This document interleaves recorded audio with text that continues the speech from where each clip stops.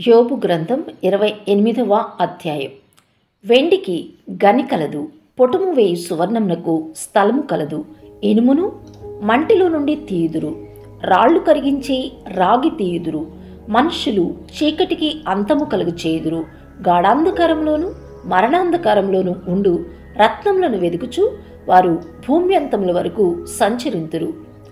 జనులు తిరుగు స్థలములకు చాలా దిగువగా మనుషులు సొరంగము తవ్వుదురు. వారు పై సంచరించు వారి చేత మరువబడుదురు. అచ్చట వారు మానవులకు దూరముగా ఉండి ఇటు అటు అల్లాడుచుందురు. భూమి నుండి ఆహారము పుట్టును, దాని లోపలి భాగము అగ్నిమయమైనట్లుండును. దాని రాళ్ళు నీలరత్నములకు స్థానము, దానిలో సువర్ణమయమైన రాళ్లున్నవి.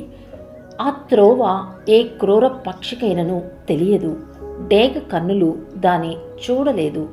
గర్వము గల క్రూర జంతువులు దాని త్రొక్కలేదు.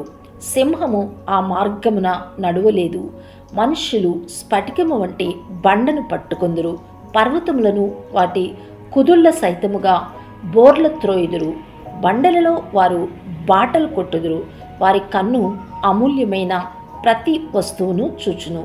నీళ్లు ఓడిగిలిపోకుండా వారు జలధారలకు గట్టు కట్టుదురు. మరుగైయున్న వస్తువును వారు వెలుగులోనికి తెప్పించుదురు. అయితే జ్ఞానము ఎక్కడ దొరుకును? వివేచన దొరుకు స్థలము ఎక్కడనున్నది? నరులు దాని విలువను ఎరుగరు. ప్రాణులున్న దేశములో అది దొరకదు.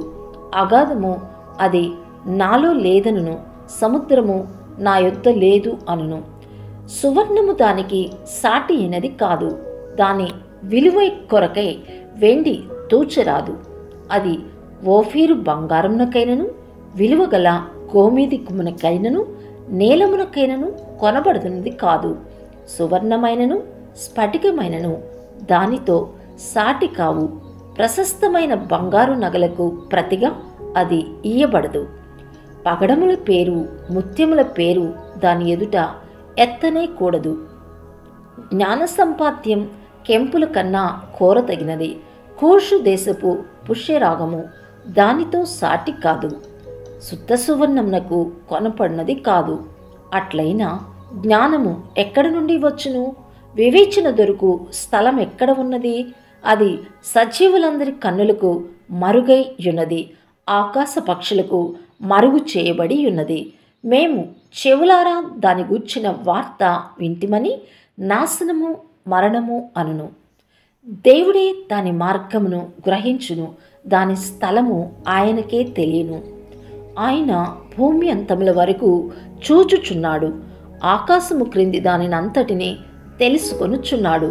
గాలికి ఇంత బరువు ఉండవలెనని ఆయన నియమించినప్పుడు, ప్రమాణమును బట్టి జలములకు ఇంత కొలతయని ఆయన వాటిని కొలిచి చూచినప్పుడు, వర్షమునకు కట్టట నియమించినప్పుడు, ఉరుముతో కూడిన మెరుపునకు మార్గము ఏర్పరిచినప్పుడు ఆయన దాన్ని చూచి బయలుపరిచెను.